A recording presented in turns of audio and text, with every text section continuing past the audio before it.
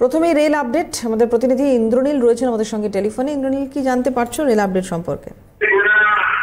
দেখো, সকাল থেকে যে পরিষেবা সেই পরিষেবা আপাতত স্বাভাবিক রয়েছে এবং দমদম স্টেশনে যে ইন্টারলকিং কাজের জন্য যে ট্রেন বাতিলের কথা বলা হয়েছিল সেটি আপাতত স্থগিত রাখা হয়েছে এমনটাই কিন্তু পূর্ব রেল সূত্রে জানা গিয়েছে।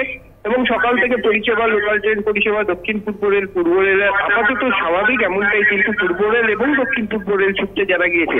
মেট্রো রেল পরিষেবাও কিন্তু আপাতত স্বাভাবিক রয়েছে এমনটাই মেট্রো রেল সূত্রে জানা গিয়েছে। ধন্যবাদ ইন্দ্রনীল। কথা বলছিলাম, ইন্দ্রনীল ঘোষ ছিলেন টেলিফোনে।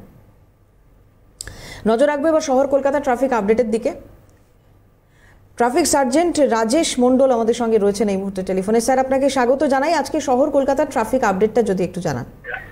নমস্কার, লালবাগ ট্রাফিক কন্ট্রোল থেকে বলছি। এখন পর্যন্ত শহরের যান চলাচল ব্যবস্থা সব ঠিকঠাকই আছে, বড় রকম কোনো এখনো দুর্ঘটনা কিছু ঘটেনি। আর মিটিং মিছিল বলতে আজকে 12টার সময় একটা প্রশাসন বেরোয় শিয়ালদা স্মার্ট বাজার থেকে যাবে ওয়াই চ্যানেল, ওটা Sealdah flyover, Moulali crossing, SN Banerjee road, ডোয়েনা ক্রসিং হয়ে যাবে। আর একটা প্রশাসন 5টার সময়, 3টের সময় এটা মৌলালী ক্রসিং থেকে যাবে Y road, SN Banerjee road আর ডোয়েনা ক্রসিং, জিএনএল রোড। আর তেমন কোনো রকমের বড় রকম মিটিং মিছিল নেই। আশা করি সারাদিন ট্রাফিক ব্যবস্থা সব ঠিকঠাকই থাকবে।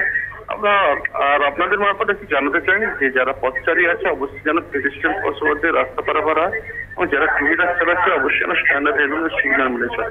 নমস্কার, অনেক ধন্যবাদ আপনাকে।